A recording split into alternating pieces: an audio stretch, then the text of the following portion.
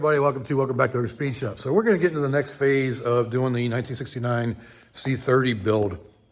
And what's that going to entail? First things first, we got to get this cab and body off of this frame, because that's not the body and frame that's staying with it. We're going to turn this 69 C30 into a 1970 GMC C2500, technically, because this is going to be, the body is going to be going on it.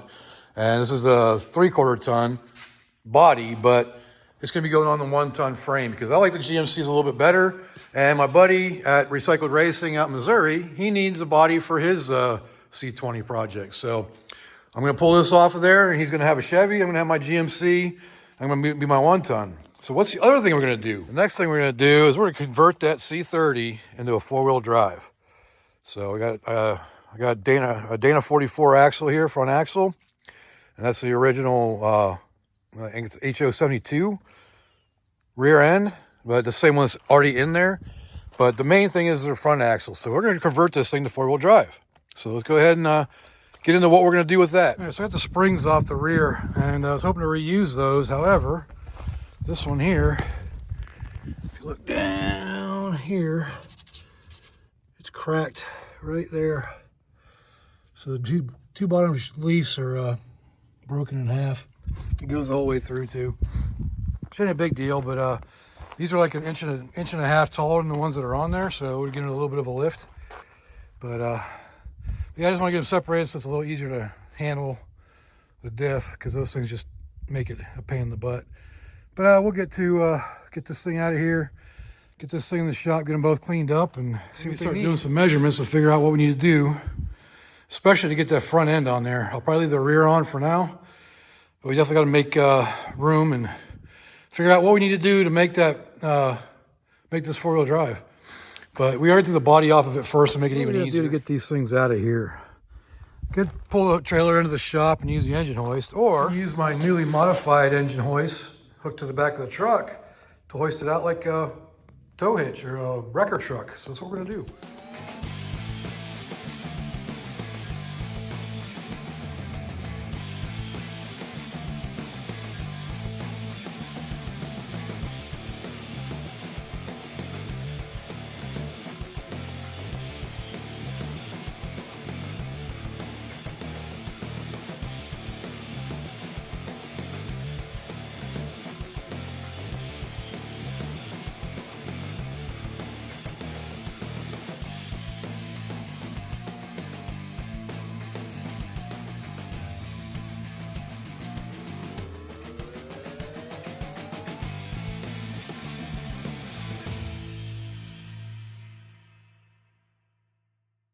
Well, that's one in. Worked pretty good. It seems to be flexing quite a bit still, so maybe I need something more up underneath there, or maybe some stanchions out here to help give it some support. But with different terrain, it's going to be different every time, so I don't know.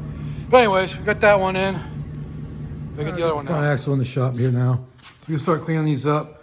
This one, they're really not that bad as far as dirty goes. They got a little bit of chunks on them.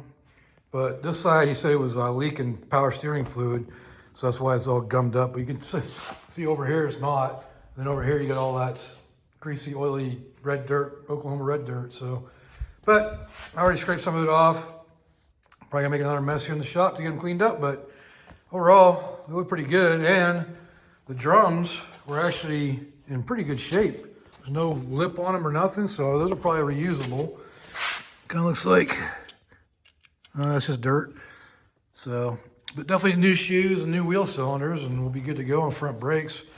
Unless I decide to go switch over to disc brake, which I probably will. But yeah, it's a start though. We got a front axle now. We just need to get some springs, some mounting points on the truck.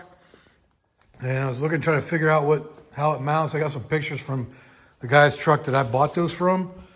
And because he just changed gear ratios, but switched out the entire diffs. But they mount up by where the radiator mounts at, or the core support mount underneath there, and then through the frame back here with like an adapter. And it's very similar to what's on the K10 out here, so might be able to use parts off of a square body to make it work. But we're gonna make it work somehow. But we definitely need springs. That's gonna be the big thing. So maybe I'll try to reach out to some off-road companies, see about getting like a 2-inch lift or 3-inch lift for it. I don't want to go too huge because I want to keep it somewhat looking the same height-wise. Maybe just a little bit more just to give some clearance for 4-wheel drive. But yeah, I don't mind the height of it right now, but I could go a little bit higher. I'd be fine with that. Like 3 inches would be the max. But I'm going to talk to some companies and see what I can do, what they have, what's available, and see what we're going to do to get this thing put in. I'll show you quite a bit of width difference between the front and rear. So this side's lined up. And look at how much difference there is on those. It's got to be like 8 inches or so. But, I mean, these are dualies, so they are narrower, which makes sense. But, just thought it was kind of cool comparison there.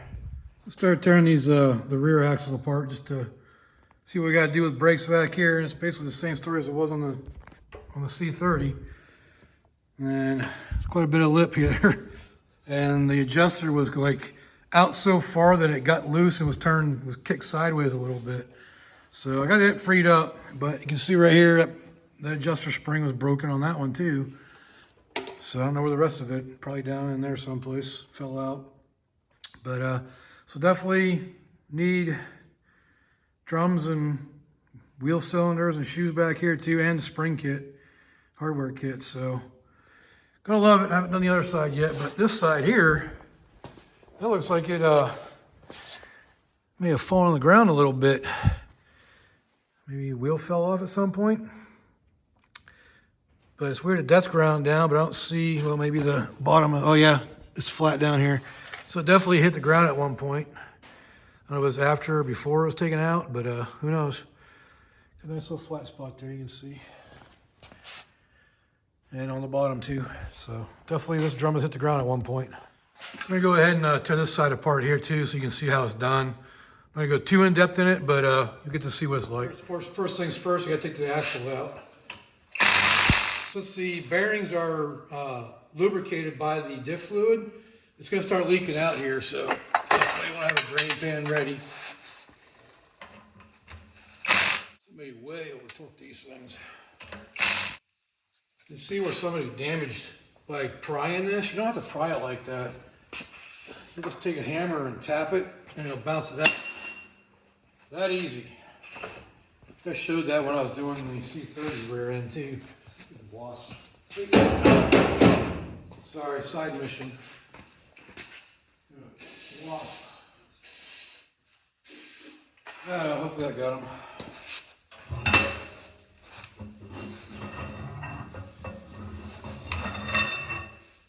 These axles do not stand up on their own, so you gotta lay them down. Okay, so these hubs are held in here by axle nuts right here, and they're held in place by this little retainer, which usually has one tab bent over, but you gotta bend back out of the way so you can screw that nut out.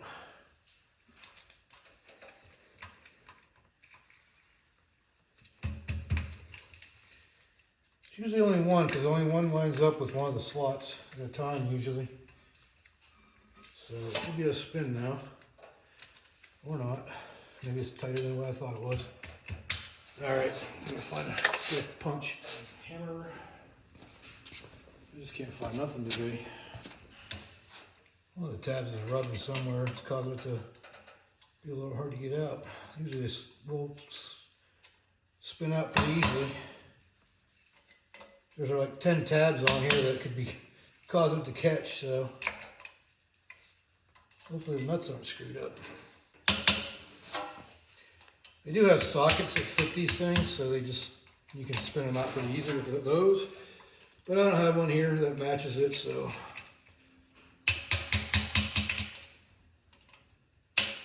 Ow. Just smashed my finger, that was awesome.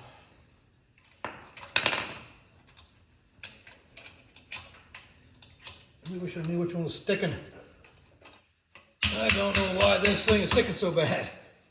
I've never had one be this hard to get out. Should not be this hard. Hopefully the threads on the axle isn't what's screwed up. Oh, dang. So what you all just witnessed in about 30 seconds, it took me about 10 minutes to get that thing out of there. Wow. I don't know what the heck the problem was with that, but now the ring is stuck. That's awesome. Oh, I'm back. Maybe that's what the problem was. This ring was stuck in there. Not allowing it to unscrew. And there's my wife. She's probably in the video right now. I'm not going to be happy about it. Want to take your dog to go see the movie with us? Give me a minute. Okay. Oh my God, why is this thing getting stuck in there? That ring is definitely tweaked enough to where it's sticking. Should not be this hard. Want to grab the keys at least? No, I'll be in the house. Huh? I'll be in the house. Yeah. Oh, this is really starting to irritate me. This is annoying. Why are you sticking like that? All right, don't pop back in. Oh, man. Okay, again, something that should have taken 2 seconds. It took forever. The other one, the inside, come out. Of course not.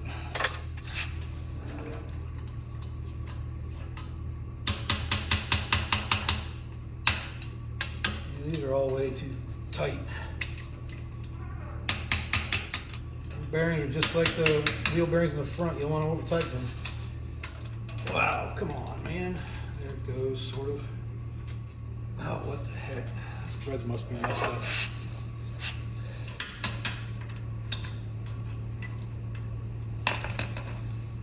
Oh, what the heck? It'd be a lot easier to get out, and it's not. It should just spin freely. That tells me the threads on the axle tube are probably kind of messed up. That's going to take too long. I'll be back. I think I might have figured out what the problem was there. The washer that goes on the inside doesn't seem to be there. So I don't know. And of course, have to pull the adjuster. Try to get this off. Though it's almost kind of pointless at this point.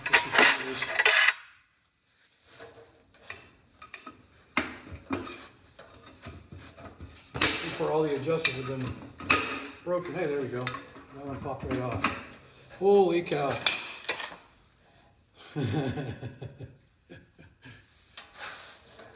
This looks like it's going to be full of all kinds of stuff. Oh, man.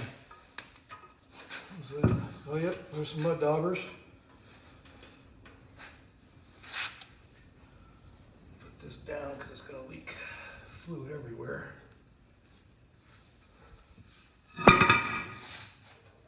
Yep, the washer's missing. Should be a washer in between the second ring and the bearing, and it is not there. So we're missing that. Kind of explains it, but hey, we went 3 for 3 in the fourth one. The first spring isn't broken, but it's just as full of crap. These haven't been working in a while. I can definitely tell. Oh, yeah. All right, so we got that off. Good luck in finding a replacement for that washer, though. All right, so we got it all apart. Now we know we definitely need a lot of parts for that if we're going to use it. This drum surprisingly has a new seal on it. The bearings are better than on the C30. One of the bearings have been replaced on this.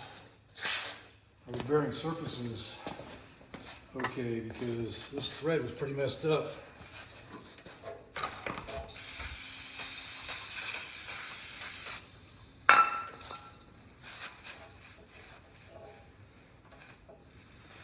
Oh dang, this thing definitely lost a wheel. Holy crap.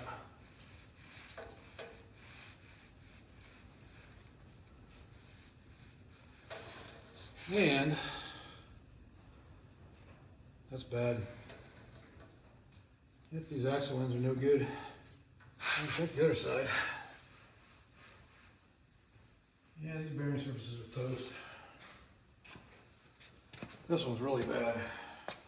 This side looks like somebody actually ground down on it. See all that burn? And this is a bearing surface. That's where it's got a ride on. See how tore up that is?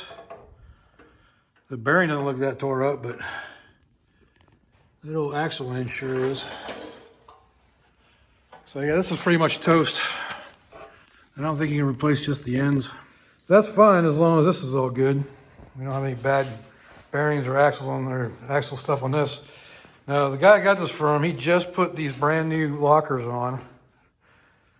And not lockers, but yeah, I guess they're called lockers. No, hub locks. And he spent as much on those as what I paid for everything.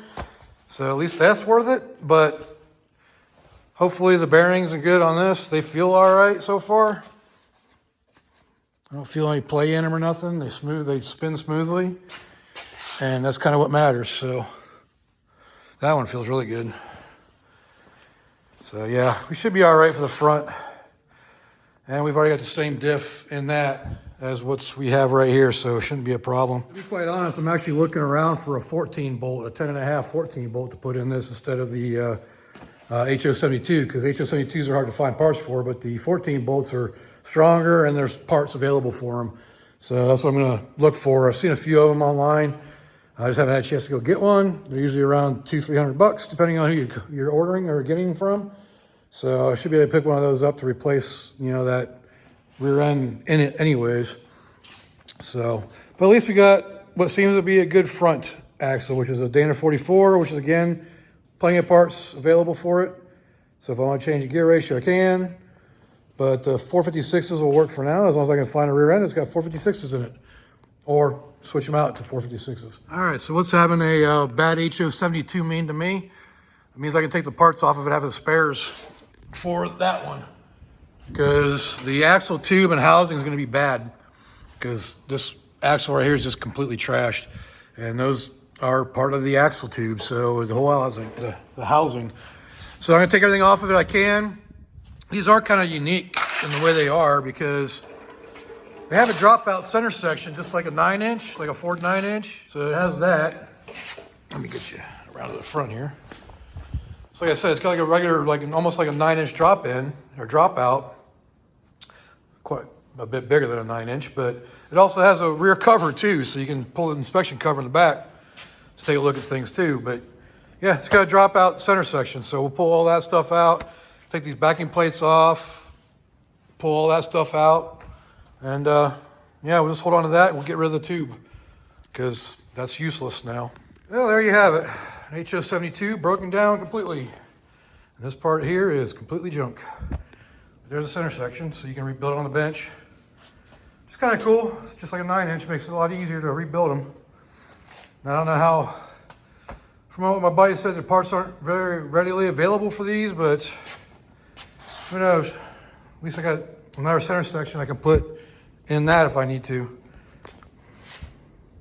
But that's going to the scrapyard. I thought it was going to be heavier, but that's the heavy part. That thing's light, so it ain't going to be very much for scrap. You got to start getting this body and cab and front clip ready to go on this frame when I pull this body off. One of those things we need to do is repair this fender here. So I got some dings up here we need to pull out, but the main damage is this right here. And the reason why we're going to start with this, when I bought the melanized gear for the 1970 GMC for the distributor, I needed to make it $110 to get free shipping. So I bought the AMD repair panel for this. So I'm gonna get this figured out and weld it on there so we get that one part done, and then we'll start doing some body work over here. I get these dents out of here. I started working on it a little bit. You can see where I was heating it up. That was a pretty good crease in there. So, but I definitely do some work on that. Looks like another little crease right there. That should be a little bit easier to get out. But other than that, oh yeah, there's one right there. But we'll get it all done. I don't think there's any rust. Maybe a little bit underneath. But either way, we'll fix it. Get this thing on there, so that's one patch panel done. See, originally I thought this piece was gonna be separate from this, but this came with all that on there. So even the nutted hole right there for the fender. So that's gonna be replacing that whole thing right there. All right, so starting out, we're gonna get this trim off of here. Yeah, I think it's a little clips on it. We get it out that way, it'll be a lot easier. Those are actually, there's screws on them. All right, let me get those looped down so we can get those off without damaging them. Probably still break. They're probably 3/8. Let's see if they come out. Oh, there we go. There's a little sheet metal nuts to hold these on here. Familiar with trim and body panels and stuff like that, you know what I'm talking about. I'll show you here in a second. There we go. These little sheet metal nuts. They pretty much hold every emblem and trim piece on these old vehicles.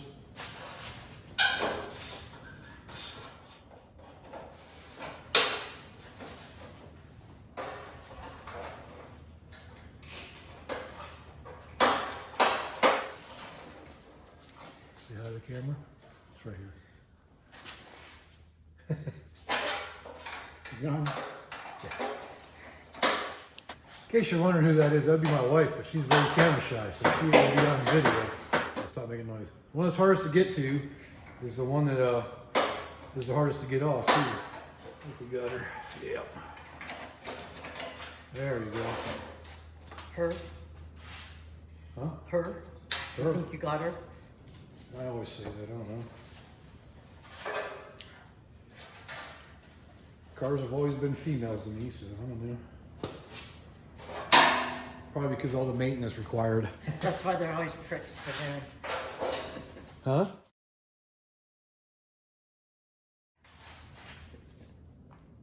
Oh. I don't swear on my channel. Can you imagine how hard that is for me? Now I gotta bleep stuff out. My foul-mouthed wife. All right, so now you guys gotta figure out where to cut this at. Then we're just gonna start trimming lower than it needs to be, and then we'll work our way up into it fitting properly. Looks like it's pretty good quality as far as, I mean, I've always been impressed with AMD's quality. The Firebird's quarter panels, the GMC's floors and rockers. So I ain't too worried about it fitting properly. I think it's gonna work out pretty good. Just gotta do some trimming. I'm gonna cut this just right below here before we get to the mold or the form right here on the fender. Just cut that across so we have that to work with. So yeah, it does. So it has that hole too. So it has this right here. So it'll go up on there pretty nicely. Well, we need to clearance it first. Safety first. Make sure there's no spiders in my ears. All right. So give me a reference line to cut with here.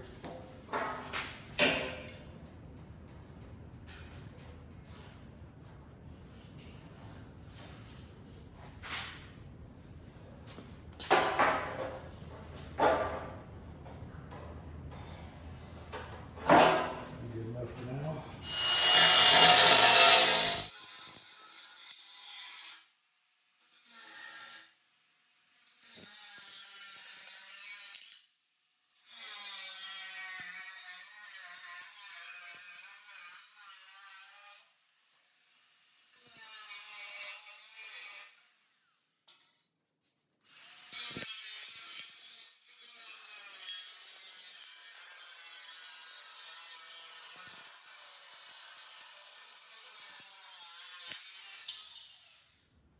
Still ain't gonna fit on there, but it gets us one step closer. So I think what we need to do is get this piece off first.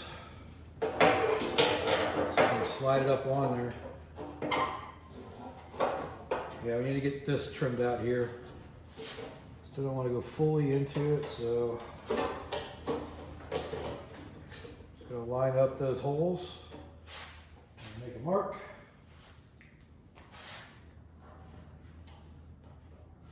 And I'm definitely gonna go below that, but I just want to get this piece out right here so we can slide it up on there.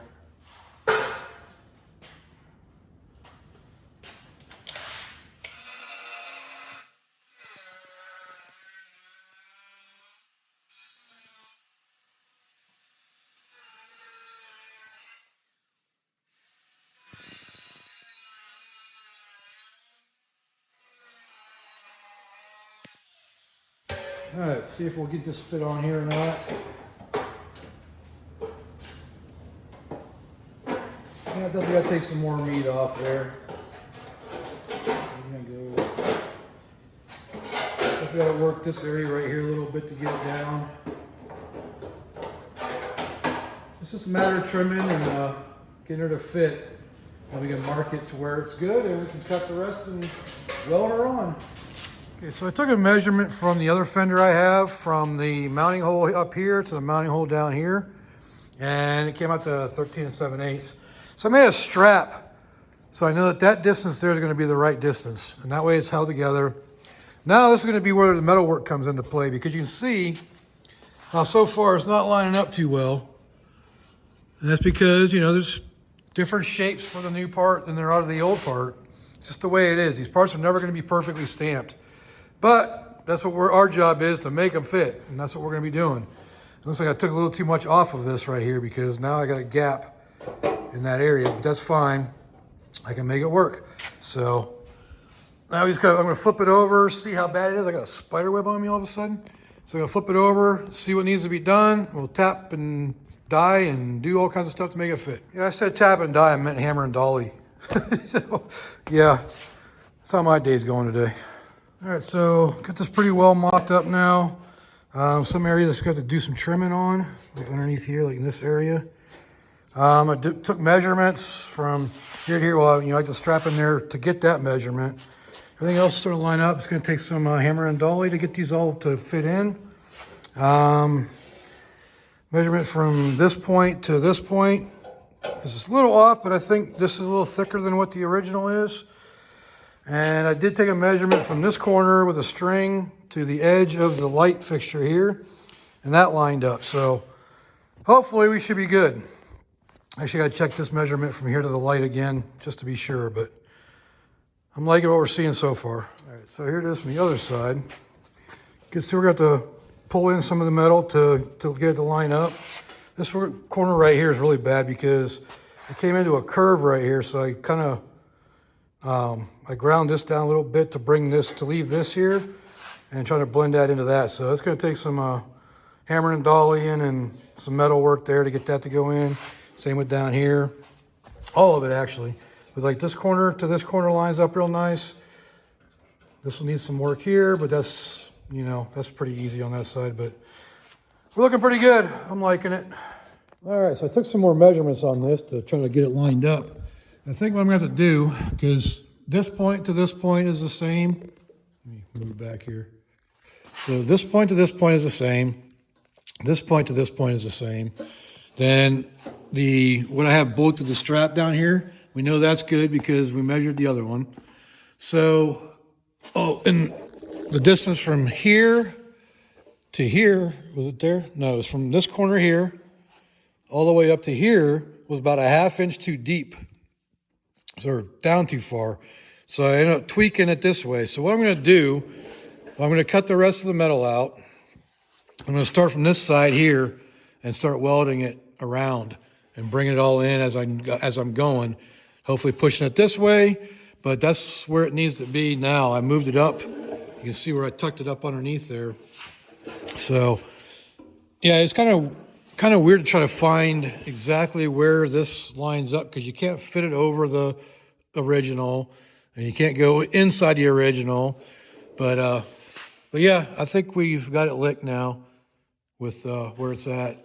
So I'm going to probably flip it over, weld this bottom half or this inside portion, because that all lines up good underneath there. And then just kind of work my way around here and kind of bring it all in as I'm going. You know, actually, after I cut and trim that down. Yesterday, me and my wife went on a little journey. Wasn't too far, about 50 miles, into Texas. And what do we pick up? That right there, an SM465 and a 205 transfer case. That's going to be part of our conversion for the four-wheel drive for this truck. So just got to clean her up. I'm going to throw her on the trailer out there. I'm going to pull the trailer in here, throw it on there so I can clean it up. The pressure washer. And when we get the cab off of here, we'll start seeing what we got to do to put this in there. All right, we got that out of the truck and on the trailer so we can pressure wash it now. I always forget, that's an NP 205. I always forget the NP for whatever reason. But it's probably the best transfer case from what I've read. And we gotta get her cleaned up. Get ready to go in the 69, well, soon to be 70 C30 or C3500, whatever it might be. But it's gonna be a C2500 technically, because that cab is a 2500. So I've talked about it in previous videos with this 69 GMC or 69 C30. I'm doing a collaboration with Recycled Racing, my buddy Bryan out in Missouri.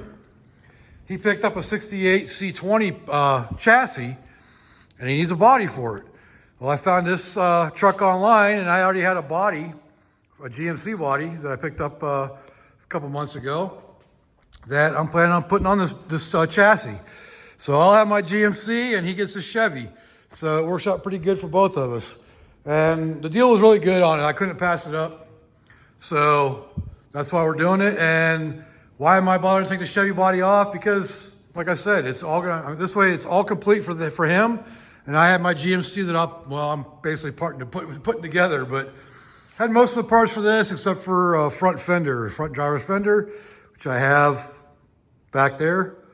And I have to do some modifications to it because it's a Chevy one, not a GMC one. And it's a little different on here, but I need to get the trim piece that goes around the headlight to see if it'll just cover that up or if I had to do some modifications to it.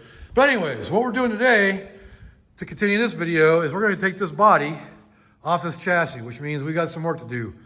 And it's also winter time and winter's coming. It's supposed to freeze tonight. So I want to get this radiator and coolant system drained on this because it's all just water and I want it to freeze. And we're supposed to get some freezing temperatures tonight, like down in the 20s. So I want to make sure that's all drained out so we don't have any expansion from the water. But yeah, we're pulling this body off today. Let's get this thing broke down and ready for cab removal.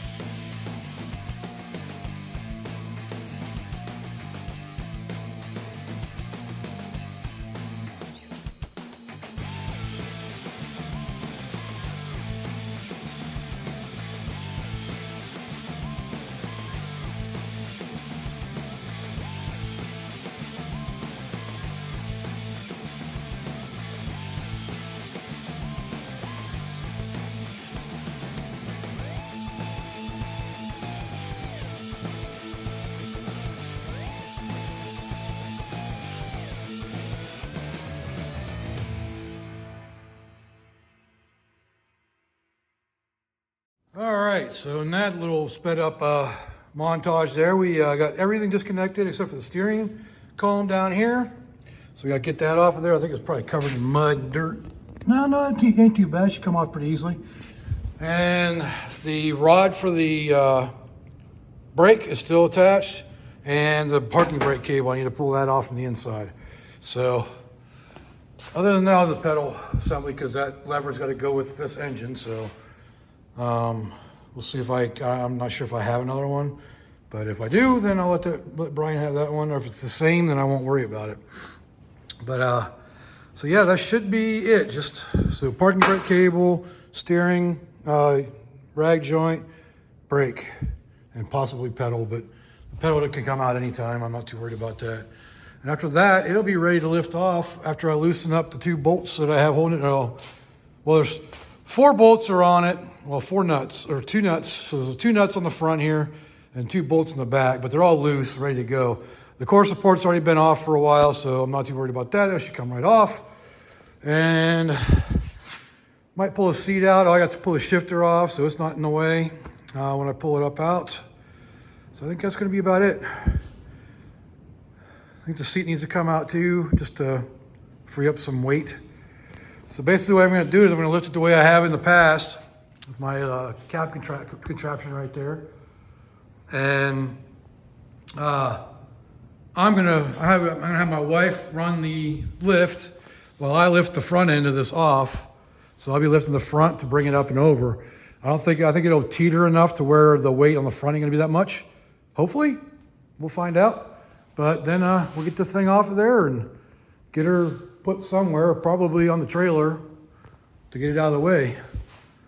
All right, so the brake rod is held in by a nut and a bolt, but it's also got a cotter pin in it. So we gotta get those out.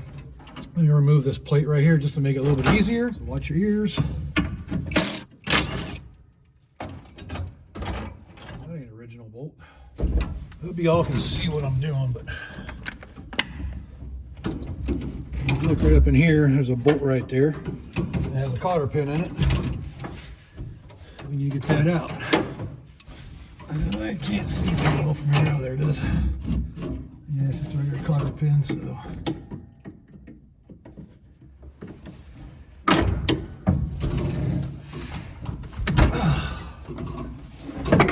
Dang it. I know what will do it.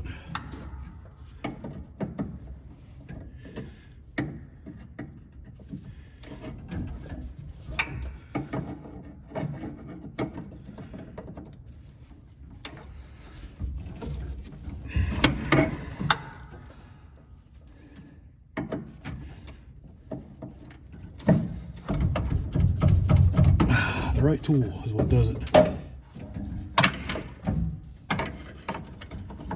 Let's get 3/4 head. There you go. I got the wrong freaking size. No. I have the right size on there.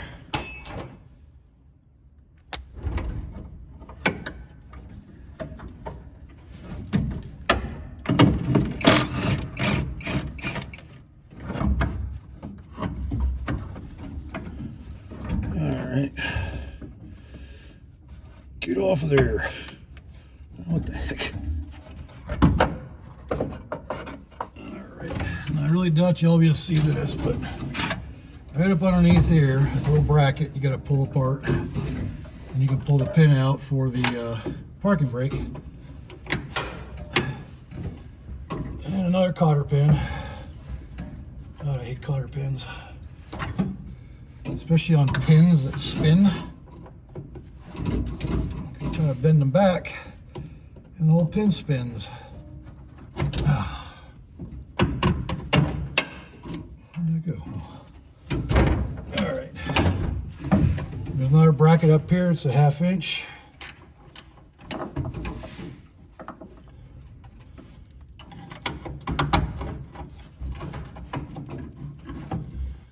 You ever second guess your decisions to do things?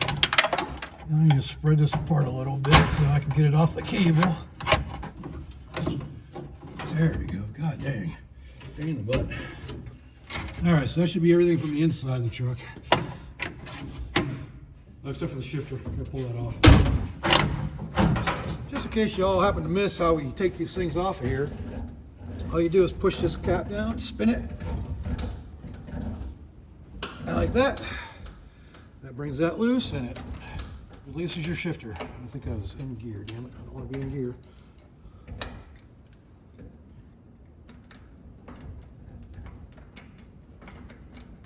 Alright, neutral. Alright, pull that out, now it's out of the way. That's simple. It's a little hard to get back in for some reason. I don't know why. It's the same spring, but I don't know. Alright, so the last thing we need to take off of this to separate it is the rag joint, and it's just held on with 2 bolts basically. So this one. You could take it off of here, but it's actually easier just to remove it from the rag joint. So if you can remove this bolt here and the one on the other side, then it comes right out and it separates this metal piece completely. So it's just easier that way. That's what we're gonna do. Yeah. Just just dropped my light bulb. We just got this separated, so it should lift out of there with no problem. It should be the last thing. Woohoo! I think I got all the grounds. Unless there's one on the firewall. It's not connected. Nope. No grounds on the firewall.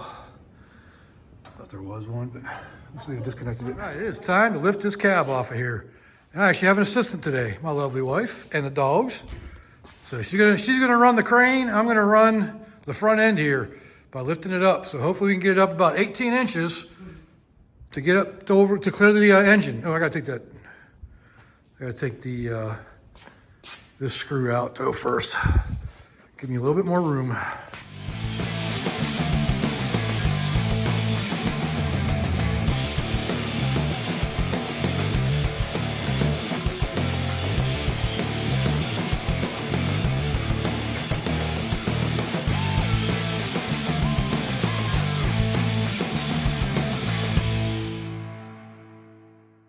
Well, that was a little harder than I expected. I got to find some blocks to get this thing up off the hoist.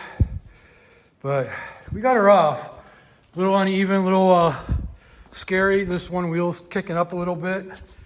But it was good enough that we got her off. Thanks to my little helper monkey up here, climbing around on the frame here. And the puppies.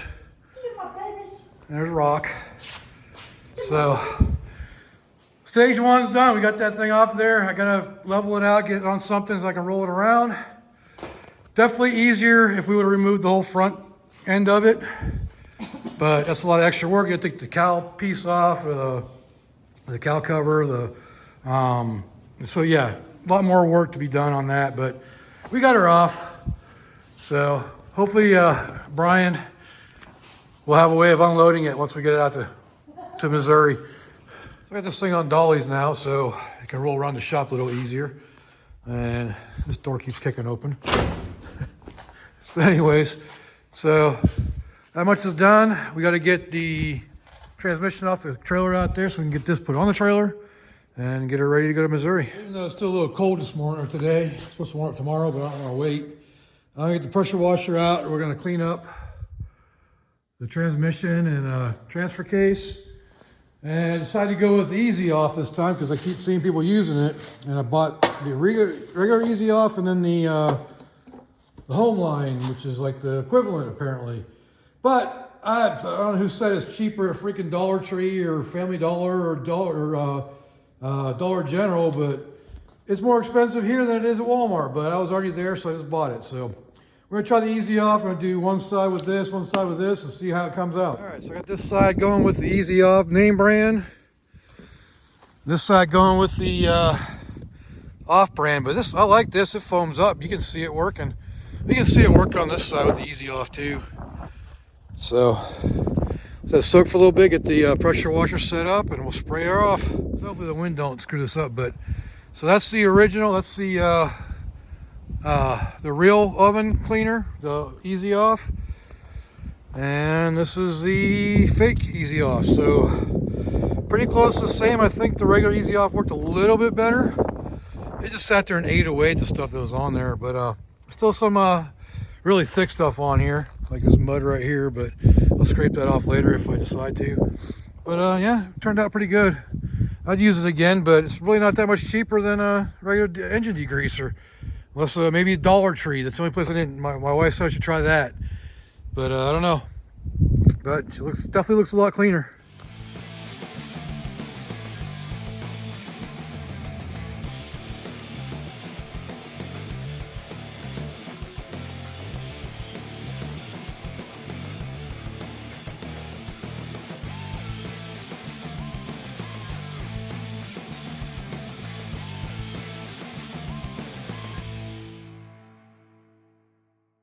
And there you have it. All loaded up, ready to go to Missouri.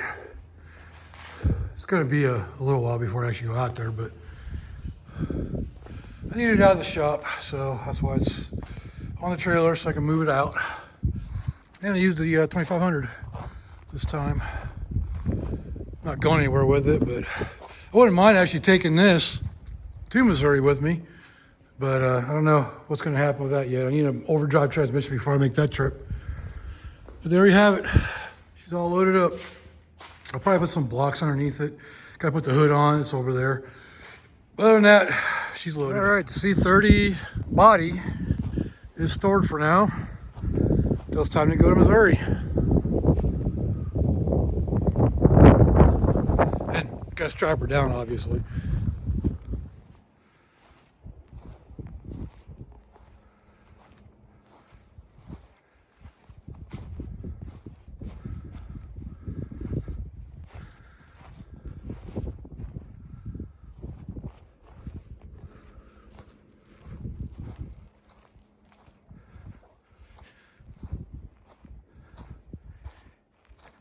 So that's going to finish up this video on the 1969 C30 one-ton, where we pulled the body off, got it ready for transport to Missouri for my buddy. And you might ask yourself, why am I bothering to do this? Well, we're taking basically a truck and a half and turning it to two. So that way we're putting two classics back on the road instead of leaving one to rot. So that's why we're doing it. We're going to continue the four-wheel drive conversion with that frame and the body for the GMC. So if you like this video, leave a like down there, leave me a comment, let me know what I can do better, and subscribe while you're at it. Turn on those notifications too, because we got a lot more videos coming up. Next one's going to be, how did I make this thing run like this? I can drive it just the way it is. So make sure you tune in for that next week when I show you how I made that drive. So again, for everybody who's been here this long, I appreciate you being here. So until next time, I will see you all later.